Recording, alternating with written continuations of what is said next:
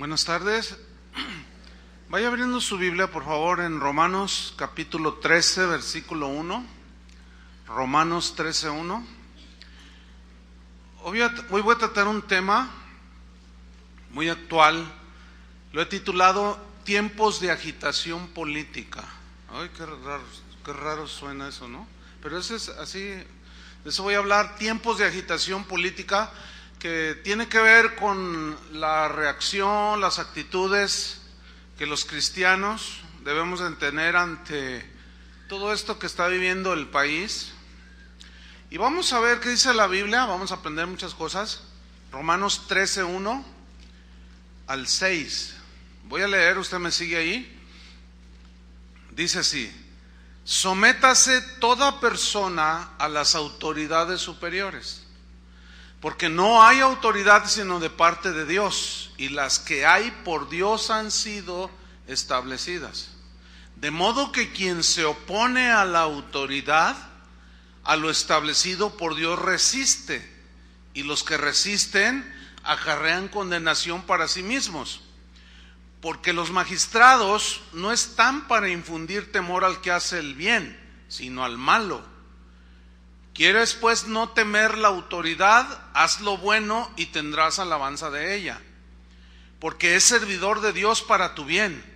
Pero si haces lo malo, teme, porque no en vano lleva la espada, pues es servidor de Dios, vengador para castigar al que hace lo malo. Por lo cual es necesario estarles sujetos, no solamente por razón del castigo, sino también por causa de la conciencia. Pues por esto pagáis también los tributos o los impuestos, porque son servidores de Dios que atienden continuamente a esto mismo, que es gobernar. Fíjense que últimamente, en estas últimas semanas, gente de aquí de Guadalajara, de aquí de Casa de Oración, y gente de otras partes de la República, me preguntan que si es lícito para un cristiano rebelarse al gobierno, manifestándose públicamente, y bueno, ya en el fragor de la manifestación, pues romper vidrios y quemar carros y qué sé yo. Bueno, esta pregunta es legítima de cristianos que quieren saber cómo reaccionar. Y esta pregunta tiene que ver con la agitación política que está provocando pues las medidas que el gobierno de México está implantando a través de lo que ellos llaman reformas. Así vemos que están ellos tratando de implantar la reforma educativa, reforma energética, reforma laboral, reforma hacendaria.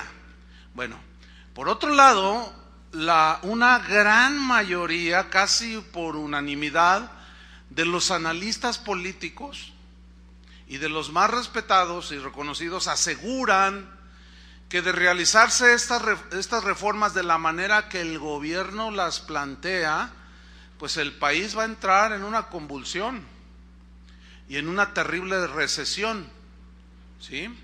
La pregunta que nos atañe hoy es: ¿cuál debe ser la posición de un cristiano ante los sucesos que estamos viendo y que sin duda vamos a ver posteriormente? Bueno, los cristianos, en primer lugar, debo decirles que los cristianos debemos de ser la conciencia de nuestra nación. ¿Cómo? Por el único medio que Jesús nos ordenó, que es la proclamación del mensaje del Evangelio. Cuando nosotros predicamos el Evangelio corrige conductas, actitudes. Al nacer de nuevo la persona, al ser una nueva criatura, cambia su mente y corazón y nos alinea más o contundentemente hacia lo que Dios quiere y a la conducta que Dios demanda de los cristianos. Entonces, si nosotros queremos cambios en la sociedad, no es por medio de manifestaciones políticas ni rebelándonos, sino en el caso de nosotros los cristianos, predicando el Evangelio. Los cristianos no debemos involucrarnos en manifestaciones ni marchas políticas y si eventualmente lo hicieran algunos, que sea pacífico, lo cual es muy difícil. Nosotros no estamos llamados a hacer marchas, incluyendo la famosa marcha para Jesús. Sí, es una idea que surgió de un grupo de buenos cristianos, sin duda, de buenas intenciones, pero equivocados. ¿Por qué? Porque el Señor dijo: id y predicad el evangelio. No nos mandó a hacer marchas para manifestar y hacernos patentes. Aquí estamos también los cristianos, se manifiestan los ferrocarrileros, bueno, ya no hay casi. Se manifiestan los maestros, se manifiestan los homosexuales y gritan, y también para que vean que aquí estamos los cristianos, pues hagamos nuestra marcha para Jesús.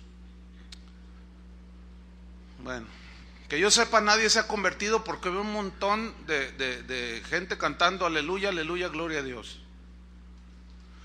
Pero si se predica el evangelio, qué diferente sería que todos así fueran a predicar, no solo a caminar. No, nosotros no estamos llamados a eso. No somos llamados a hacer manifestaciones políticas para exigir nuestros derechos. No, nosotros no estamos llamados a eso. Los cristianos somos llamados a proclamar las virtudes de aquel que nos llamó de las tinieblas a su luz admirable. Estamos conscientes los cristianos que vivimos en un mundo imperfecto, ¿sí o no? Injusto. Tenemos que aprender a vivir bajo ese tipo de gobierno. Pero déjenme decirles algo bien interesante. ¿Sabían que Jesús nació bajo un gobierno autoritario? Un gobierno déspota, demagógico, cínico, envuelto en lujos y en derroche de los recursos del pueblo. ¿Sabían que Jesús nació bajo un gobierno así? Miren, cualquier parecido, cualquier semejanza es mera coincidencia de lo que voy a decir. Pero los políticos de antaño tenían actitudes que los políticos de hoy y de siempre siguen manteniendo: abuso de poder, enseñoreamiento, derroche y un sinfín de injusticias. ¿Pero qué vamos a hacer? ¿Nos vamos a rebelar? ¿Qué vamos a hacer? Bueno, vamos a ver Mateo capítulo 2 versículo 1, para que vean cómo los cristianos vivieron también bajo un gobierno opresor. Mateo 2:1 dice así: cuando Jesús nació en Belén de Judea en días del rey Herodes, aquí es Herodes el Grande. ¿Quién era este rey Herodes? Era de origen idumeo, de descendencia de los edomitas, y este hombre fue un político, ¿sí?, que fue escalando puestos como cualquier político, ¿sí? Hizo algunos bienes al pueblo. Roma lo respaldó y lo puso como rey, pero él le daba cuentas a los romanos. Bueno, ese era a grandes rasgos el rey Herodes. Dice que vinieron del oriente, sigo en el versículo 1, a Jerusalén unos magos, diciendo: ¿dónde está el rey de los judíos que ha nacido? Porque su estrella hemos visto en el oriente y venimos a adorarle. Oyendo esto, el rey Herodes se turbó. ¿Cómo que nació el rey? Yo soy el rey aquí. Competencia no, partido único. Aquí nada, aquí yo soy el rey. Entonces se turbó, dice, y toda Jerusalén con él. Y convocados todos los principales sacerdotes y los escribas del pueblo, les preguntó dónde había de nacer el Cristo. Y sin duda estos se fueron con la finta: ¡ay, ya se está convirtiendo! Mira, le interesa dónde nace el Cristo. Como todo un político, diplomáticamente hablando así muy, ¿me entiendes? Versículo 5, ellos le dijeron y le respondieron con la Biblia: en Belén de Judea, porque así está escrito por el profeta, tú Belén de Judea. Ya les da la cita ahí.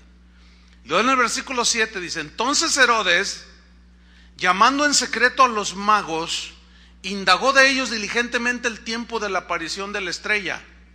Y enviándolos a Belén dijo: id allá y averiguad con diligencia acerca del niño, y cuando le halléis, hacedmelo saber, para que yo también vaya y le adore. No, se puso espiritual. Típico de los políticos. Aquí tenemos un político en campaña, quiere votos, ¿verdad? Va y se mete con los testigos de Jehová y se hace testigo de Jehová. Y los testigos se la creen, que se convirtió. Después va y se mete a la luz del mundo. Y los de la luz del mundo dicen: ya lo ganamos para nuestra, ¿verdad? Vamos a votar por ti. Y después junta a los pastores de las... o sea, los políticos se hacen, ellos son pragmáticos, o sea, se amoldan. Ellos buscan votos, tienen ambiciones, quieren, en fin, traen sus planes. Y ellos se hacen mormones, católicos, testigos, cristianos, luz del mundo, se hacen a todo. Digo, fíjese cómo los políticos siempre serán iguales. Ahora, aclaro, no todos los políticos son iguales. Generalizar no es sabio, pero una gran mayoría que sí. Ok, sigamos leyendo. Se pone espiritual aquí. Para que también yo vaya y le adore. ¿Será? Bueno, vamos a leer, versículo 12. Pero siendo avisados por revelaciones en sueños que no volviesen a Herodes, regresaron a su tierra por otro camino. Después que partieron ellos, he aquí un ángel del Señor apareció en sueños a José y dijo: levántate y toma al niño y a su madre y huye a Egipto, y permanece allá hasta que yo te diga, porque acontecerá que Herodes buscará al niño para matarlo. Escuchen bien, los políticos, los gobiernos de todos los pueblos, de todas las naciones, incluyendo México, podrán engañarnos a nosotros, podrán regalarnos y hablarnos las mejores promesas, que al cabo ya ven que la Biblia dice que prometer no cuesta nada, y también dice que soñar no cuesta nada. Entonces, bueno, ellos nos prometen y nosotros les creemos. ¿Saben ustedes de dónde viene la frase al pueblo pan y circo? Viene de esos tiempos. ¿Cómo era? Los romanos se enseñoreaban del pueblo. Cuando el pueblo se quería levantar porque sentían el yugo aquí y los agobiaban con los impuestos, con leyes injustas, los magistrados hacían lo que querían, tipo, ¿dónde he oído eso? ¿Dónde he oído eso? Bueno, entonces la gente se sublevaba y se levantaban rebeldes, sediciosos en armas. Entonces, los políticos romanos de ese tiempo, lo que hacían es, se están levantando, no, regálales pan, despensas, uniformes, útiles escolares. Pongan mucha atención. Entonces la gente se calma, ¿no? ¿Y el circo de dónde? El circo les llevaban gladiadores. Era todo un espectáculo ver todas esas luchas de los gladiadores. Entonces, cuando la gente ya sentía el pie aquí, denles pan y circo. Empiezan a regalar cositas y van a ver cómo se calman.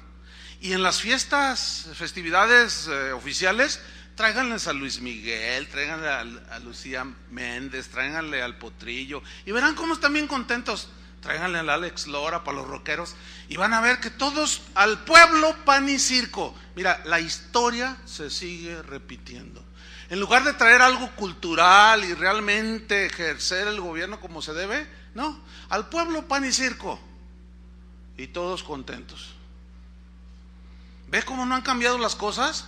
Sin embargo, la gente que nació en este tiempo de Jesús, incluyendo los discípulos y el mismo Jesús, tuvieron un comportamiento acorde a la fe que desean tener. ¿Qué es lo que atañe a nosotros?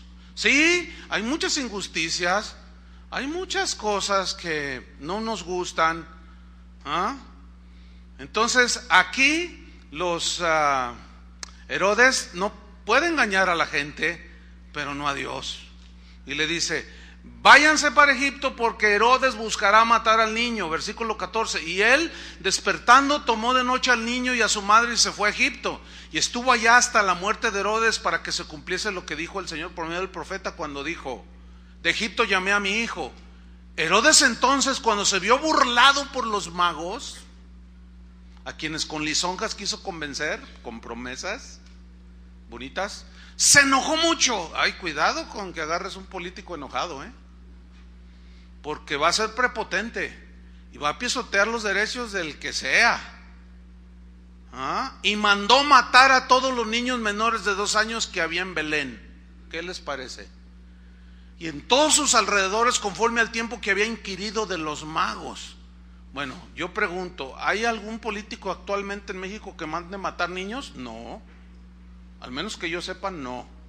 Bueno, entonces, los tiempos en los que nació Jesús y vivían los discípulos, créanmelo, era peor que este tiempo. Y sin embargo, Pablo y Pedro hablaron de someterse a las autoridades. ¿Qué les parece? Bueno, sigamos adelante. El yugo de Roma, que pisoteaba las vidas, muchas cosas de los ciudadanos en Palestina, provocó que se levantaran grupos. Y en el Chiapas de Judea se levantaron varios grupos. Entre ellos estaban los celotes, con Z, no elotes, celotes, con Z. Y la palabra celotes viene de una palabra de donde se deriva celos. O sea, ¿de qué habla? ¿Quiénes eran los celotes? Eran nacionalistas judíos. Eran gente muy así, amantes de su nación, que se rebelaban contra las injusticias de los romanos. Ellos, de manera deliberada y desafiante, no pagaban impuestos. Realizaban lo que hoy llamaríamos ataques terroristas.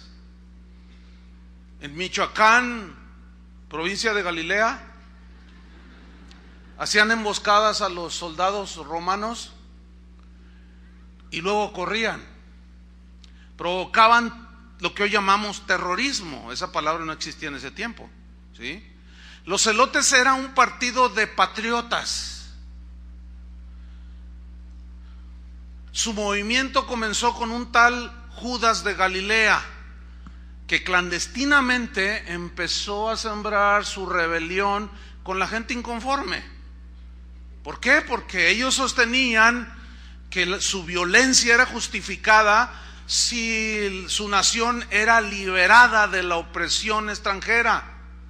Pero el historiador Flavio Josefo, historiador romano, los describió como fanáticos extravagantes y de desmedida imprudencia.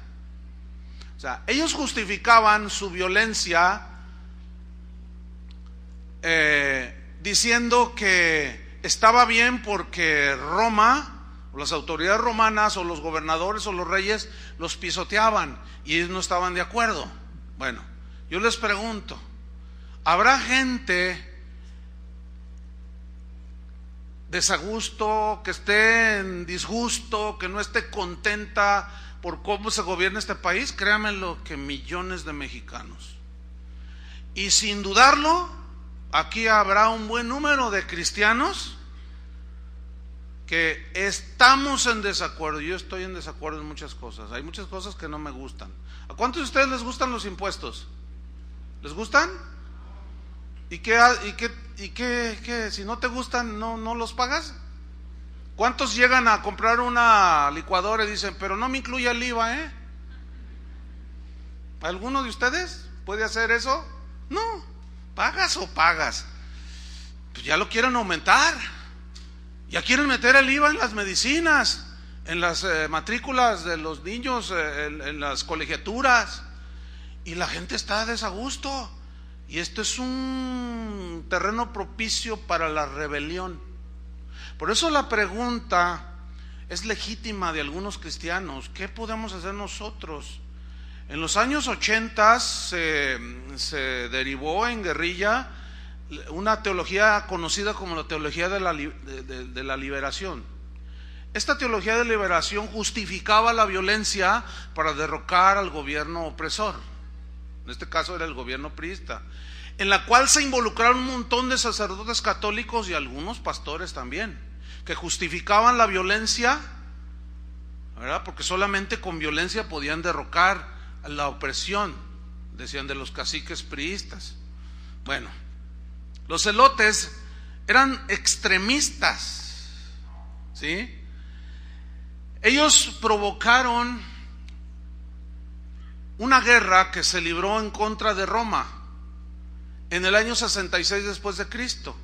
Cuando ellos se atrincheran, eran tan extremistas que al rato entre ellos mismos empezaron a pelear. Y claro, todo terminó en un debilitamiento y finalmente viene la caída de Jerusalén en el año 70 después de Cristo.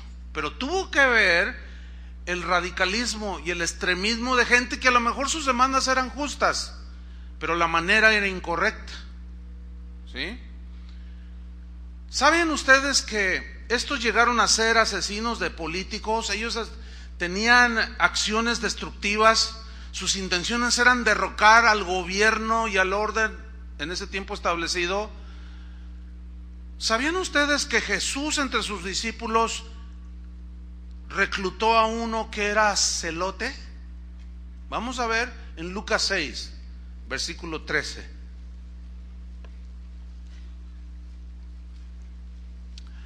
Allí entre todos los que escuchaban su mensaje había un revolucionario, había un inconforme contra el gobierno romano, pero escuchó el mensaje de Jesús, lo cautivó, creyó. Vamos a ver Lucas 6:13. Cuando era de día, llamó a sus discípulos y escogió a 12 de ellos, a los cuales también llamó apóstoles, o sea, enviados. Significa apóstol. ¿Enviados a qué? A predicar un nuevo mensaje, en este caso el evangelio. A Simón, a quien también llamó Pedro, a Andrés su hermano, Jacobo y Juan, Felipe y Bartolomé, Mateo, Tomás, Jacobo hijo de Alfeo, Simón llamado Celote. En Hechos 1:13, no lo busque, ahí es la narración cuando los 120 se reúnen en el aposento alto, ¿se acuerdan? Y entre esos como 120 estaba Simón el Celote. ¿Qué significa esto? Que sin duda, cuando se encontró con Jesús, este revolucionario inconforme por la opresión de Roma, cuando oyó el mensaje de Jesús, su corazón fue tocado. Toda su rebelión tuvo que ser quitada, todo su inconformismo, amargura, agresión, tuvo que ser transformada por el poder de Jesús, el Hijo de Dios. De tal manera que se convierte en uno de los discípulos de Jesús. Y Jesús lo llama para que fuera uno de sus apóstoles.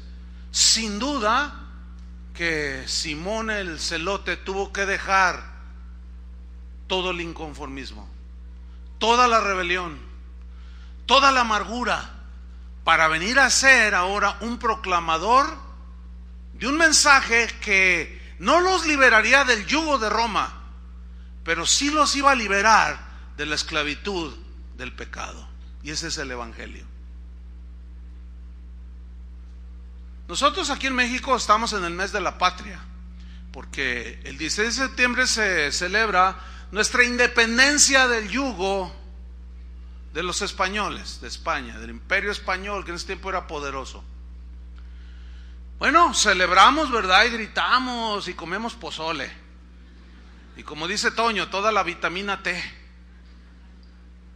Y lanzamos cohetes y la pólvora, y uno que otro responsable saca su pistola y empieza a tirar balazos. ¡Viva México! Y hacemos el bigote así.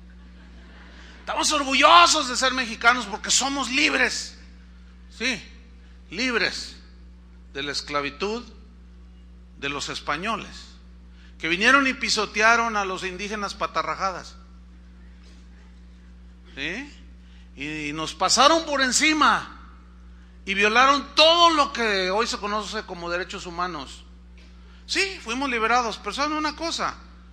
La liberación de Jesús es más allá de un yugo político, social y económico.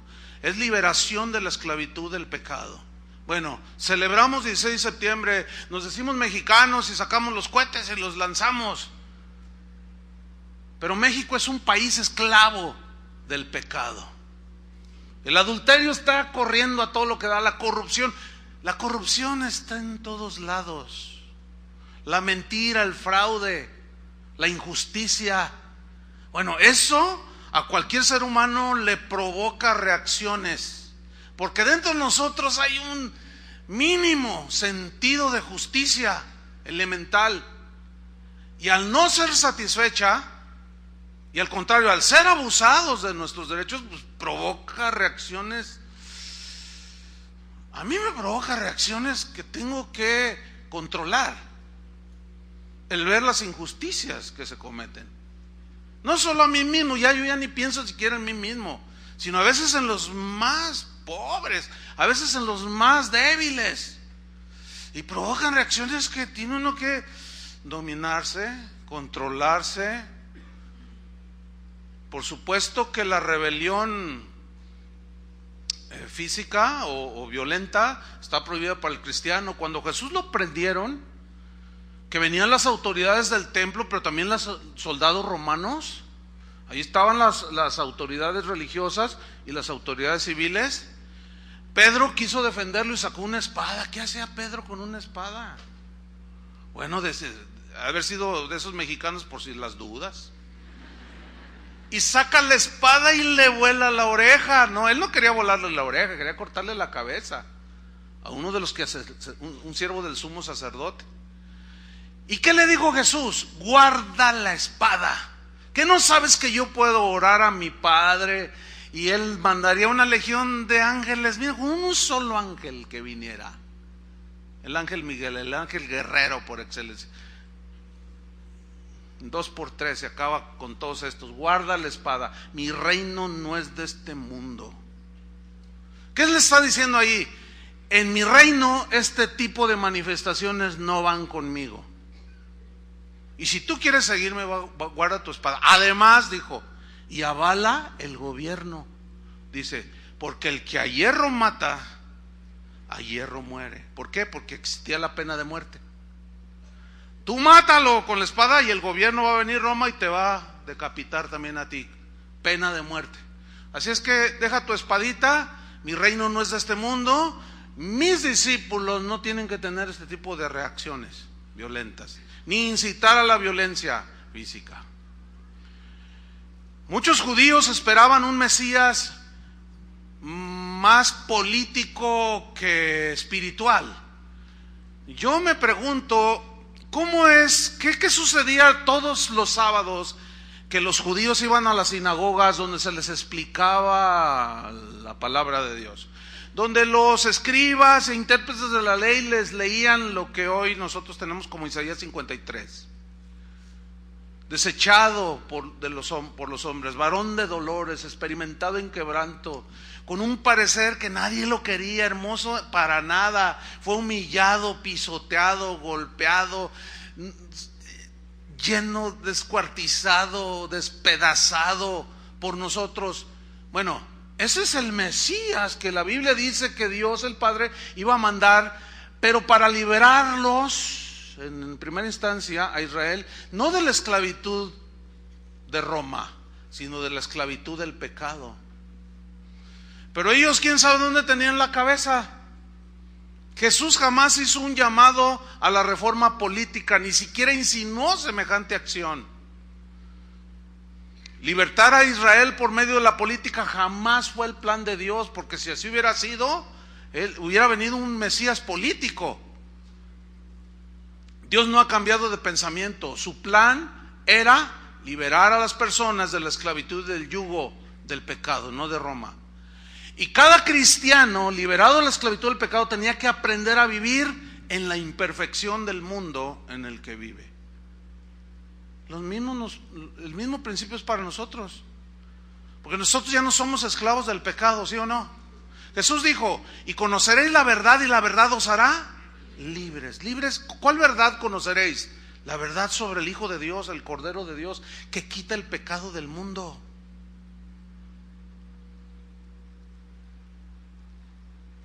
Cada persona necesita conocer, para fin de ser salvo, necesita conocer esta verdad de la obra de Cristo en la cruz del Calvario y creerla, para que por medio de la fe en ese sacrificio pueda obtener su salvación de manera gratuita. En una ocasión a Jesús le quisieron poner una trampa.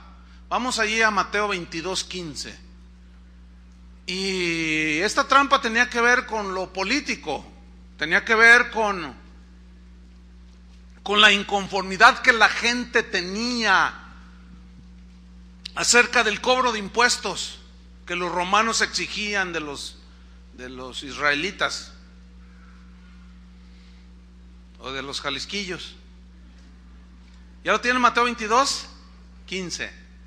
Dice, entonces se fueron los fariseos y consultaron cómo sorprenderle en alguna palabra. ¿Quiénes eran los fariseos? Era un grupo surgido del mismo judaísmo, pero que era gente muy estricta en la observancia de la ley. Tan estricta que se volvieron fanáticos y le daban más importancia a las cosas secundarias que a lo fundamental. Estos fariseos eran enemigos de Jesús porque Jesús hablaba con la verdad. La ley decía que no profanarás el día de reposo y Jesús sanaba en día de reposo, y esto no les gustaba porque ellos lo interpretaban como una violación al sábado. Y él decía, ¿qué es más importante, la persona o el sábado? Pues en la sabiduría de Dios es más importante una persona que un día, ¿sí o no? Pero para ellos su rigidez religiosa les impedía ver con objetividad los verdaderos valores. Entonces estos fariseos llegaron allí y consultaron cómo sorprenderle en alguna palabra. Versículo 16. Y le enviaron los discípulos de ellos, o sea de los fariseos, con los herodianos. Estos eran otro grupo. Mire, ¿sabe cómo me suena esto?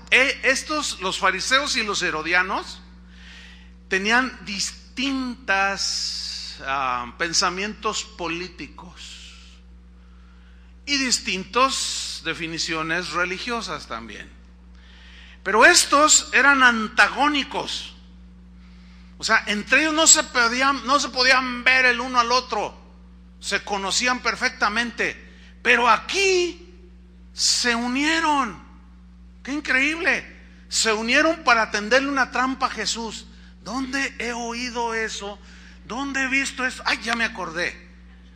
En los congresos, donde los políticos se agarran y se dicen, pues aquel diputado de tal partido es un mentiroso y a mí y luego el otro se sube, gracias señora diputada por decirme eso, pero también usted, y se dan unos agarrones y hasta a veces se han golpeado. ¿Los ha visto en la televisión? Y al calor de la discusión y toma y se moquetean ahí. Pero se ponen de acuerdo cuando se van a subir el sueldo. Ahí todos son hermanos y amigos. ¿Cuánto le subimos al pueblo su salario mínimo? Vamos a ser generosos, 4%. ¡Ay, gracias! Y nosotros, 30%. ¡Oh! Ahí sí se ponen de acuerdo. Ahí todos son amigos, hermanos, para aliarse en contra del pueblo. ¡Qué increíble! Bueno, tal parece que esta historia se escribió como para evidenciar lo que hoy está sucediendo. ¿Será así? Lo que sucede es que la corrupción en el hombre es ya, ahí está.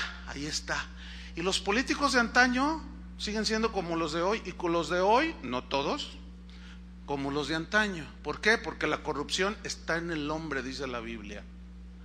Y tenemos que, nos guste o no, aprender a vivir con la corrupción. El problema para nosotros es que seamos participantes de la corrupción.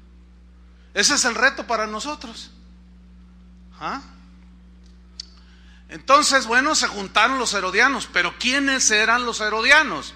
Bueno, estos formaban un partido político que también tenía como objetivo expulsar del poder a los romanos. ¿Ah? Pero en este caso, su argumento o su meta es derrocar a los romanos para implantar la realeza de Herodes. O sea, por eso se llamaban los herodianos.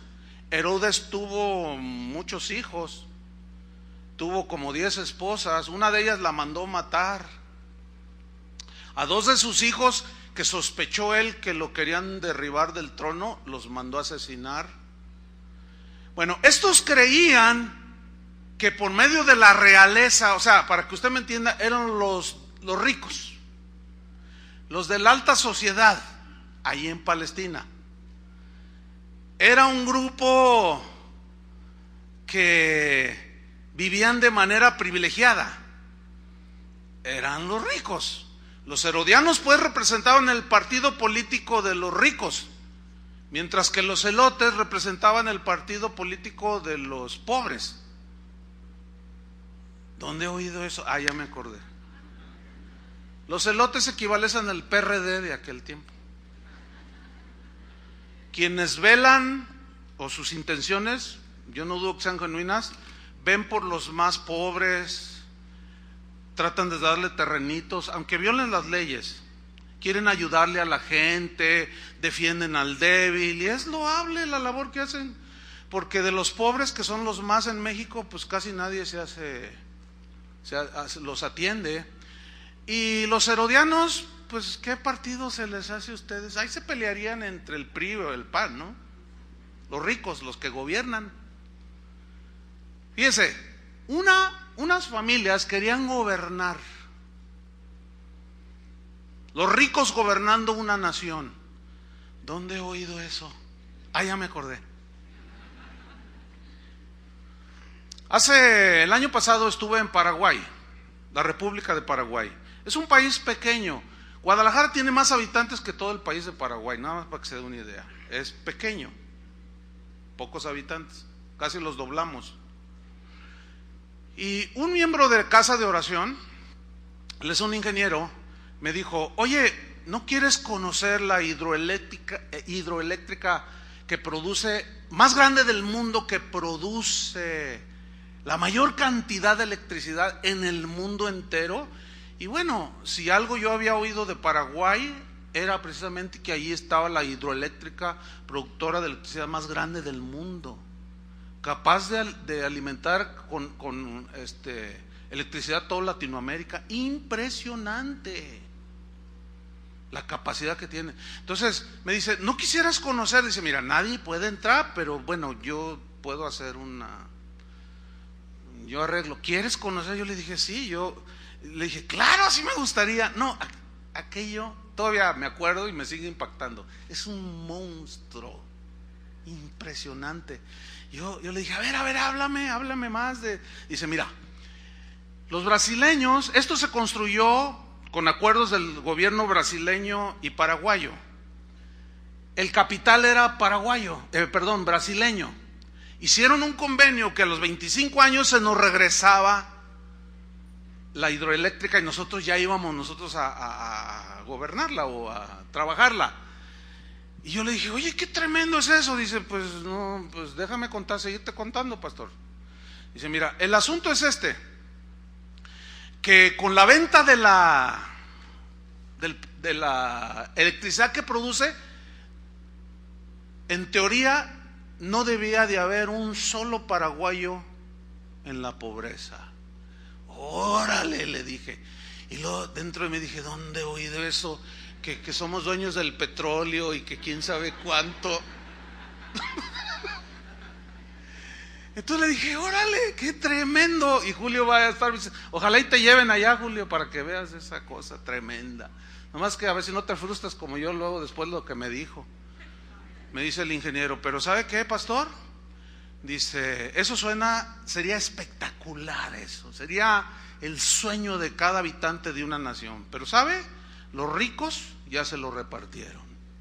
Ya hay acuerdos políticos. El dominio lo van a tomar 3, 4, 5 familias de aquí de Paraguay, los ricos, los que se enseñorean. los de los monopolios. Aquí en México no hay, ¿verdad? No, olvídelo. Bueno, pues esos eran los herodianos. Seguimos adelante. Fueron los fariseos y los herodianos diciendo: maestro, suena bien eso de maestro, ¿no? Sabemos que eres amante de la verdad. Ay, qué lisonjeros son a veces los políticos, los inconformes reaccionarios. Sabemos que eres amante de la verdad. Hablan muy bien, y que enseñas con verdad el camino de Dios. Ay, qué impresión. Y que no te cuidas de nadie, porque no miras la apariencia de los hombres. Dinos pues, versículo 17, ¿qué te parece? A ver, ¿qué opinas? ¿Qué dices? ¿Es lícito dar tributo a César o no? O sea, ¿está bien pagarle impuestos a Roma? ¿Sí o no? Versículo 18. Pero Jesús, conociendo la malicia de ellos, les dijo: ¿por qué me tentáis, hipócritas? Mira, los políticos nos podrán dar pan y circo, engañarnos. Si tú vives en una zona de la periferia de Guadalajara, pues acuérdate cuántos diputados han ido, los candidatos a gobernador, y te han prometido pavimento. ¿Ya lo tienen? No. ¿Les prometieron agua? ¿Ya lo tienen? No. Pero sí se compran camionetas de más de $1,000,000 para hacer su trabajo. Eso, como decimos aquí en México, enchila. Enchila eso, así como que, oye, qué mala onda, ¿no? Que no hay dinero para darles de agua a los pobres allá en las periferias, pero sí hay dinero para pagarle a la golfista famosa su torneo de golf. Eso enchila, ¿no? ¿Saben de lo que estoy hablando, no? Esto no tendrá mucho sentido a lo mejor para otros países que están oyendo, ¿no? Ellos tendrán sus asuntos que arreglar allá, pero los principios sí les van a ayudar. Pero hay algunas cosas que ellos no van a entender. ¿Cuál golfista? ¿Cuál? No, pues no les voy a decir cómo se llama, cuántos años tiene Lorena. Y se me hace a todas luces un mal gasto, ¿entienden? O sea, un derroche. No, pues a mí, yo nada más como simple humano, no como cristiano, no me gusta. No me gusta. ¿Pero qué? ¿Voy a ir a ponerles un petardo ahí al Palacio Municipal? ¿En el nombre de Dios? ¿Como las cruzadas? Pues no, porque a nosotros no se nos permite eso. Y bueno, ellos podrán engañar a todo mundo, pero a Dios no. Y a Jesús no lograron engañarlo. Y todos darán cuentas algún día. Sigo leyendo. ¿Por qué me tentáis, hipócritas? Les habló fuerte, ¿no? Pero mira, dice: sabemos que eres amante de la verdad, que enseñas el camino de Dios. Todo un político. Y luego dice, dice el versículo 19, mostradme la moneda del tributo. Y ellos le presentaron un denario, que equivalía al salario de un día, de un jornalero en aquel tiempo, un denario, una moneda. Entonces les dijo: ¿de quién es esta imagen y la inscripción? Y le dijeron: de César, o sea, el emperador romano. Y les dijo: dad pues a César lo que es de César, y a Dios lo que es de Dios. Esto está tremendo, man. Este versículo es, bueno, vamos a tratar de hablar un poquito. Miren, en realidad la pregunta era más o menos así: eso no es legal, pagar tributo a Roma. Ellos le querían poner una trampa. Eso no es legal, pagar este tributo. De hecho, había 3 impuestos que el gobierno romano cobraba a todos los habitantes en Israel. Uno era el impuesto que llamaban de la tierra, es decir, ellos tenían que pagar, todos los labradores tenían que pagarle al gobierno de toda su cosecha de grano 1/10 de lo que cosechaban y 1/5 del vino y del aceite que producían.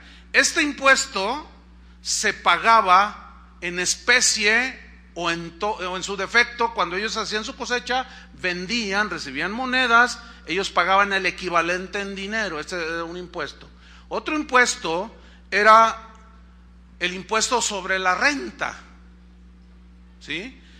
Que en ese tiempo era de 1% de los ingresos de cada persona. No, si ahorita estos vivieran ahora aquí en México, quién sabe qué hubiera pasado. Si estaban inconformes con 1% del impuesto sobre la renta, ¿cuánto se paga aquí en México el impuesto sobre la renta? No, ese es el IVA. El impuesto sobre la renta, 32, 33% de tus ingresos. Y ellos pagaban el 1% y estaban inconformes. Créanmelo, hermanos, a nadie le gustan los impuestos. Así sea 0.05. No, pero ¿por qué? Lo que pasa es que no entendemos algo. Aquí Jesús dijo algo tremendo. El tercer impuesto, ese que era precisamente al que se refirieron ahí. Y este era un impuesto que pagaban los hombres y las mujeres, todos los habitantes en Israel. Y los varones tenían que empezar a pagar un denario de impuesto, que era ese al que el que le preguntaron a Jesús. Todos los varones de 14 años hasta los 65 años tenían que pagar un denario de impuesto. Pero mire, las mujeres a partir de los 12 años se ensañaban más con la mujer. ¿Por qué? Más temprano. No lo sé, habría que investigar un poco. Bueno, la pregunta que los fariseos le hicieron a Jesús era una trampa. Si él contestaba que era ilegal, injusto pagarle a Roma los impuestos, lo iban a acusar de sedicioso, de revoltoso. Obviamente iban a llegar los soldados romanos, iban a prender inmediatamente a Jesús y meterlo a la cárcel por levantarse en contra del imperio romano, diciendo no paguen los impuestos. Pero si decía que era legal el pago de impuestos, bueno, entonces él se iba a desacreditar ante los ojos de la multitud, que ya lo estaba siguiendo en ese punto. Pero en su sabiduría incomparable, Jesús siempre respondió. ¿Cuántos quieren esta sabiduría? Yo quiero esta sabiduría para saber cómo responder. Jesús siempre habló con sabiduría y él establecía principios. Y aquí establece uno muy importante. ¿Cuál es? En el caso de los cristianos, que todos los cristianos tenemos una doble nacionalidad.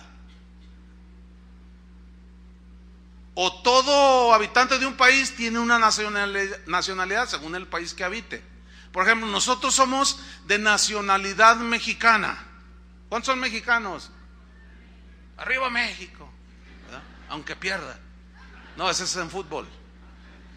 Ok, como ciudadanos de un país, cuando Jesús dice, dale a César lo que es del César, ¿qué quiso decir? Mira, para que un gobierno funcione, el gobierno necesita dinero. ¿Cuál es la manera en que el gobierno se hace de recursos para funcionar? Por medio de... ¿Les gustan los impuestos? No. A mí tampoco. Pero ya está así la cosa, no se puede hacer nada. Así funcionan ya las cosas. En el tiempo de Jesús ya funcionaban así. Y como él no vino a hacer cambios políticos, dijo, ok, pues denle a César lo que era del César. El gobierno romano, para fin de poder operar y brindarles a ustedes los beneficios de ser ciudadanos, en este caso de Israel, aunque a ellos les parecía yugo, pero ¿para qué sirven los impuestos? Bueno, por deducción normal, asumimos que, al menos en teoría, nosotros pagamos impuestos para que el gobierno nos regrese eso que nosotros damos en beneficios como agua, drenaje, luz y todos los benefactores, ¿sí? Para que haya pavimentos, en el caso de un gobierno actual, para que funcione el gobierno, pues tiene que haber recursos y estos se obtienen a través de los impuestos.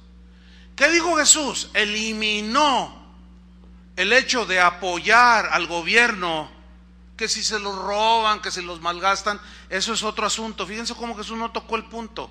Él dijo, denle a César lo que es del César. ¿Qué? ¿Está hablando de qué? Del tributo, los impuestos, dinero. ¿Te guste o no? Así son las cosas. Porque aunque no estamos contentos que nos cobren impuestos, de alguna manera hemos recibido algún beneficio por el pago de impuestos, ¿sí o no? O sea, también sería necio y fanático decir que no. Que sí es cierto que se enriquecen los políticos, que hasta uno dijo, político pobre no es político, dijo uno. O sea, que para entrar a la política casi, o sea, te hace rico. Se roban la lana. Jalisco es el municipio de los más endeudados del país. ¿Y dónde está la plata? ¿Dónde quedó la bolita? Dirían por ahí. Bueno, eso no gusta. Pero ¿y? No todos los políticos son corruptos. Y bueno, aunque sea una milésima parte, pues que nos toque.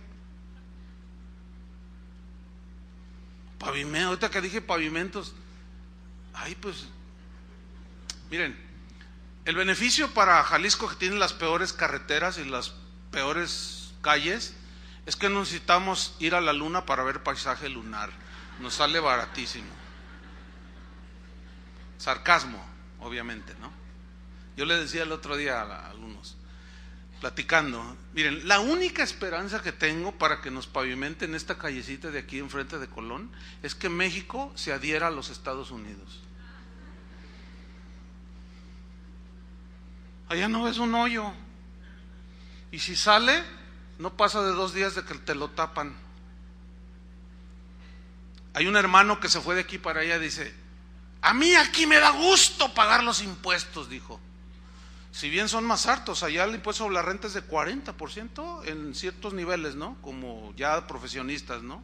Como él, 40%. Dice, sí, pero ¿sabes qué? Tengo un montón de beneficios que los veo y no, cuando yo tengo que pagar impuestos, que tiene un sueldo significativo, no me duele. En México me dolió como no tienes una idea. Si mira, aquí van a reparar una calle y no lo hacen a las 7 de la mañana. ¿Qué el cerebro que Dios puso en el ser humano no es el mismo? ¿Por qué los gringos sí pueden trabajarlo y nosotros no?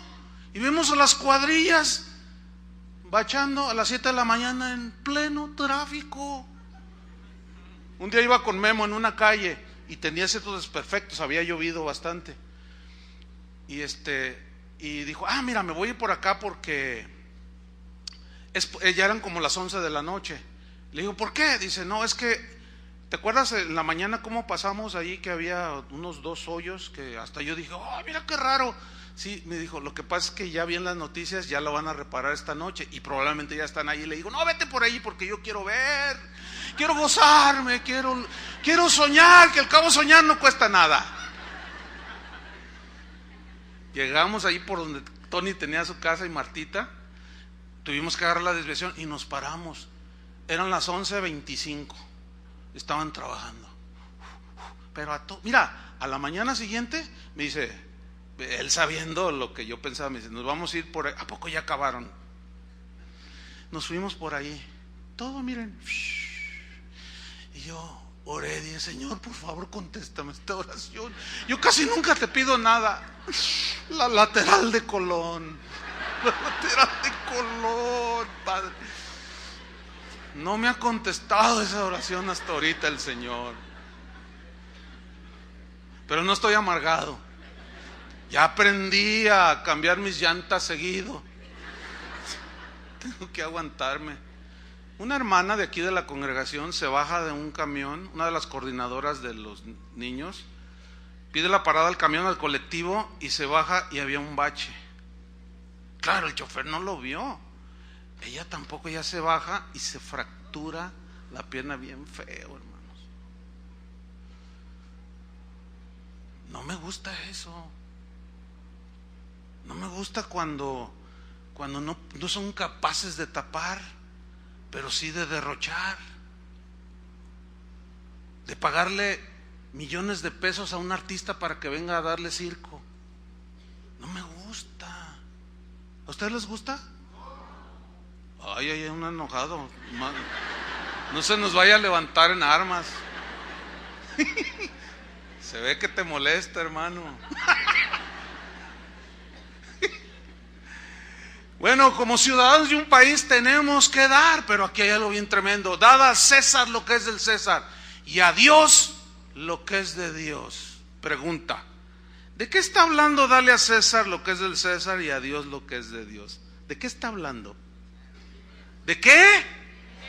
Dinero para que el gobierno funcione, para que el gobierno tenga recursos para gobernar y hacer productivo una nación. ¿Estamos? ¿Y por qué? ¿Por qué le dijo? ¿Y por qué dijo? Y dad a Dios lo que es de Dios. Porque la obra de Dios también funciona con los recursos. En el Antiguo Testamento el diezmo era como un impuesto. En el Nuevo Testamento ya no es un impuesto. ¿Por qué? Porque ahora cada uno dé como propuso en su corazón. Y nuestro corazón no debe estar envuelto en la avaricia, ni en la codicia, ni en la mezquindad. ¿Entienden? Entonces, nosotros si damos diezmos no es por ley, los que dan diezmos, porque esa es la expectativa mínima de Dios y de los judíos. Esperaba el mínimo 10, que era una ley. En la gracia donde el Señor nos dio todo y que nos ha dado razonamiento y entendimiento, ¿cómo podemos enviar misioneros? ¿Cómo podemos sostener la obra? Entonces esos hipócritas fariseos y herodianos, sí, ustedes son tan celosos de no pagar los impuestos porque creen que, y sí, podrán tener razón de que se robaban y pisoteaban, derrochaban en lujos, sí, pero a la vez se han olvidado de sostener la obra de Dios. ¿Por qué Jesús dijo, ok, sí, pero denle a César lo que es de César? ¿Qué? Los recursos. Pero denle a Dios lo que es de Dios. ¿Qué? Los recursos para que también funcione. Hay cristianos últimamente, yo lo he mencionado en algún par de ocasiones, últimamente se ha dado un movimiento ahí de que los diezmos son de la ley, que no debemos diezmar. Ok, no diezmes. No diezmen todos los que dicen eso. Está bien, no diezmen. Quieren ser muy bíblicos, muy del Nuevo Testamento. Vendan todo lo que tienen y tráiganlo. Eso era lo que hacían ellos, ¿no? No. No vamos a ser tan inmaduros y tan faltos hasta de sentido común. Julio se va a un viaje a Sudamérica, Argentina, visitar las casas de diversión de allá, y a Paraguay. El boleto, no sé, ¿tienes el precio ahí, Julio, de lo que se tuvo que pagar? $1,500, ida y vuelta, de los 2 tramos. Ay, qué barato, oye, sácame uno. Digo qué barato porque ese mismo tramo es por las estaciones, no por el tiempo. Yo he pagado hasta $3,000. Es mucho dinero.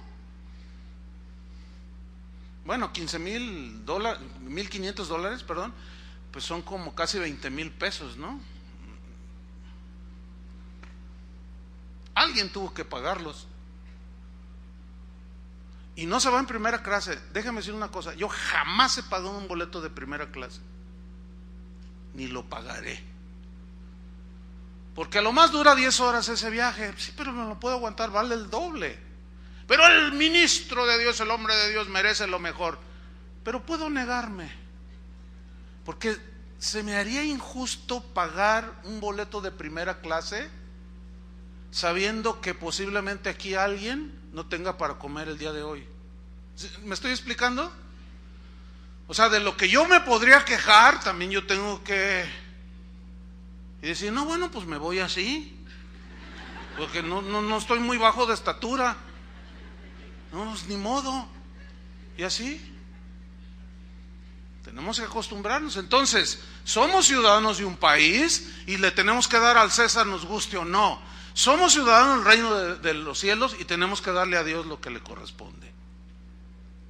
Y al buen entendedor, por pocas palabras, porque ahorita discutir y hablar de que si es del Nuevo Testamento, no, los diezmos es perder el tiempo. Den lo que, como cada quien, uno de ustedes propuso en su corazón.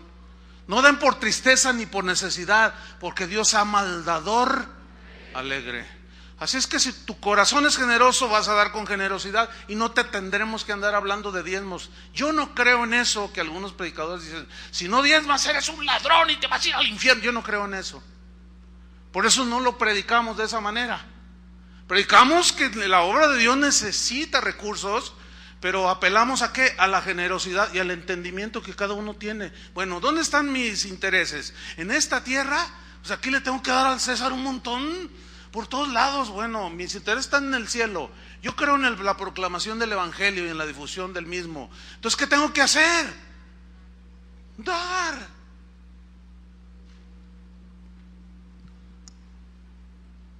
Aunque este no es el tema, pero aquí surge solo.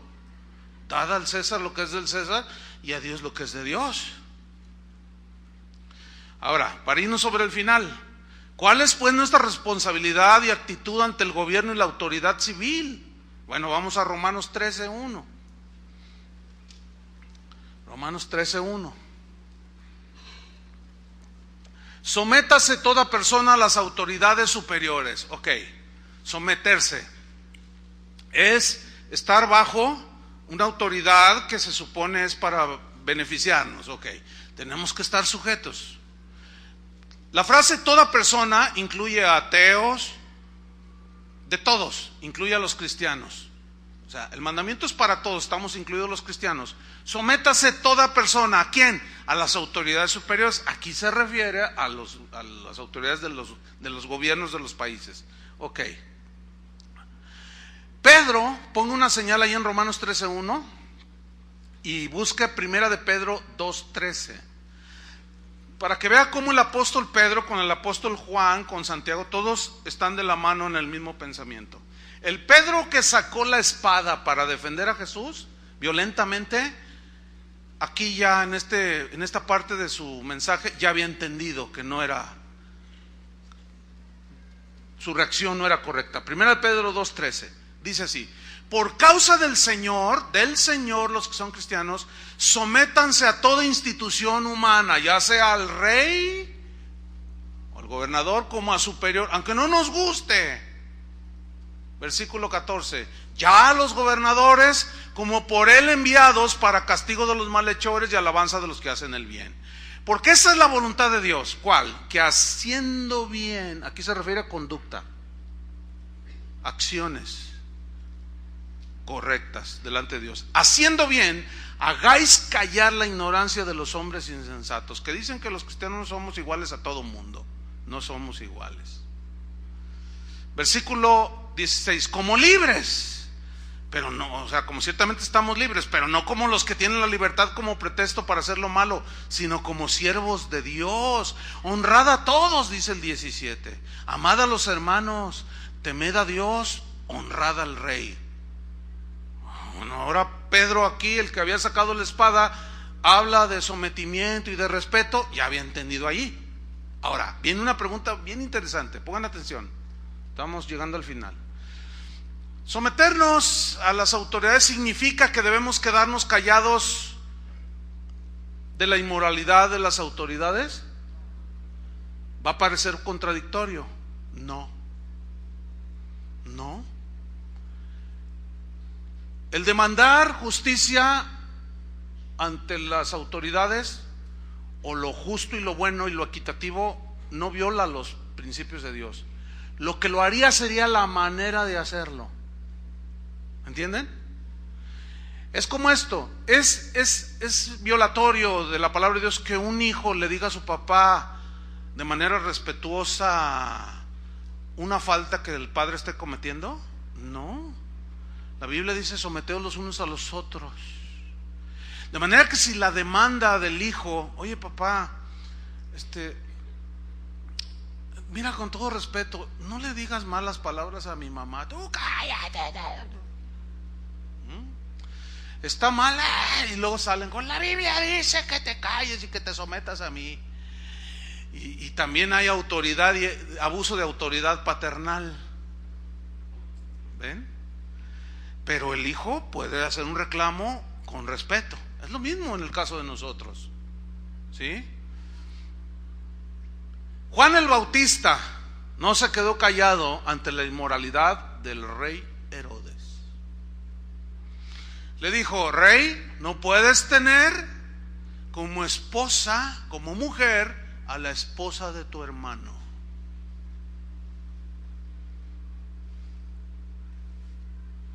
Se lo dijo.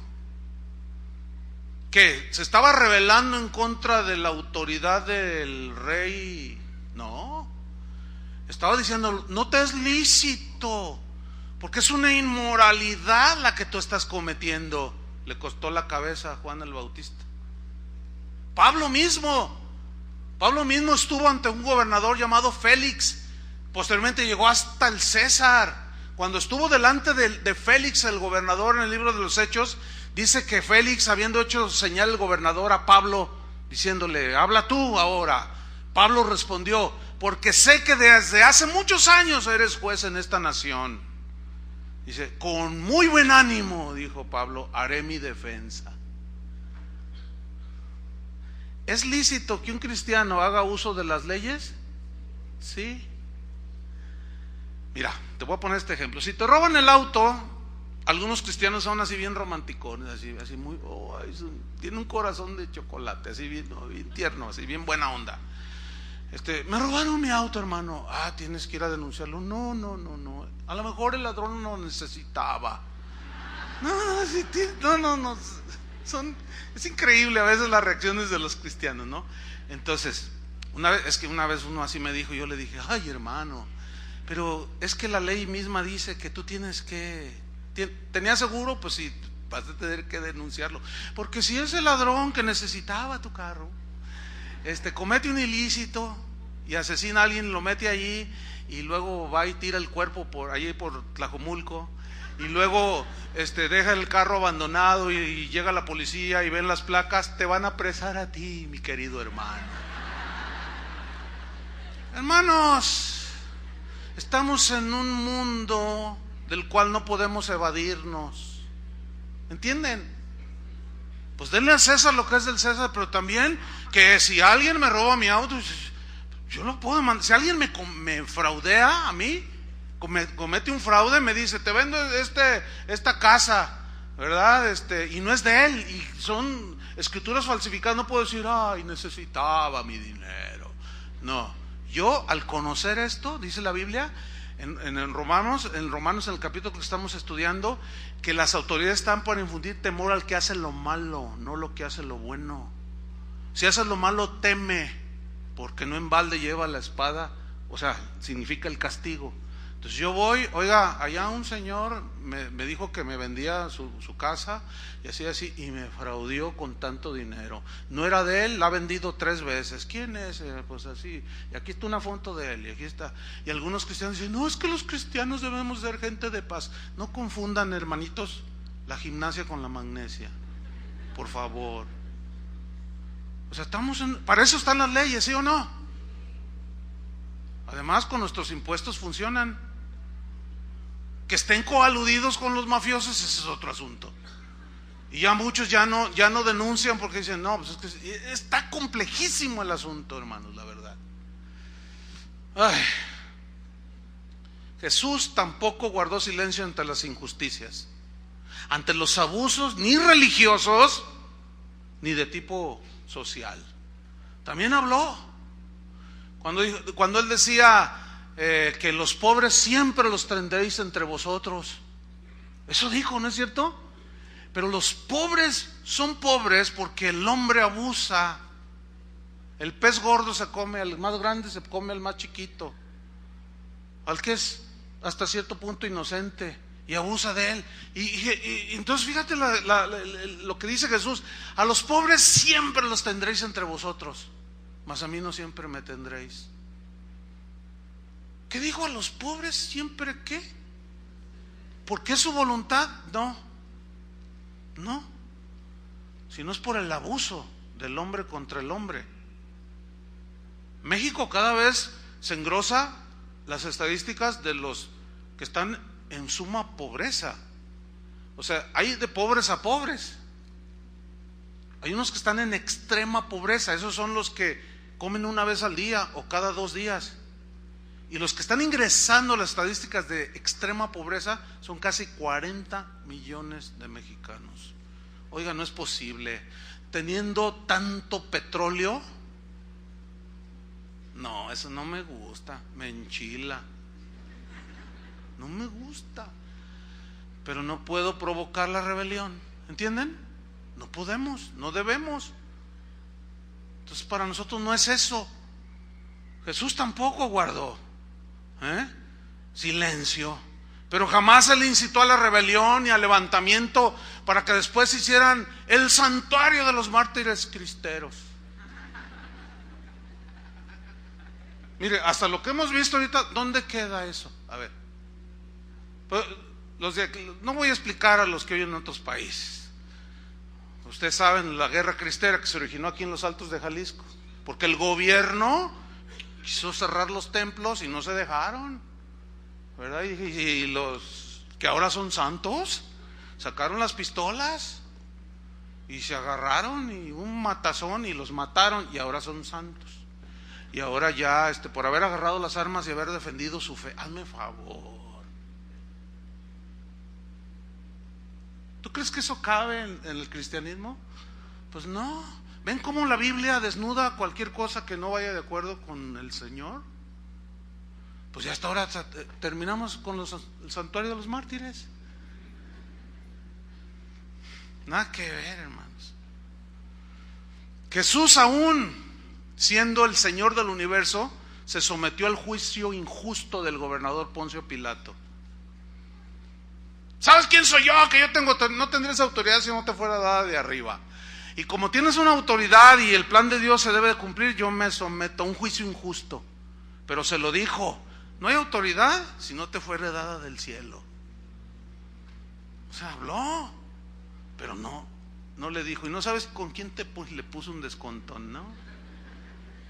Si supieras quién, no, tampoco era prepotente. Entonces, cualquier inconformidad debe de hacerse en el marco de la ley, hermanos, y con respeto a las autoridades. Yo me solidarizo con los maestros de México, porque tal vez sus demandas son justas.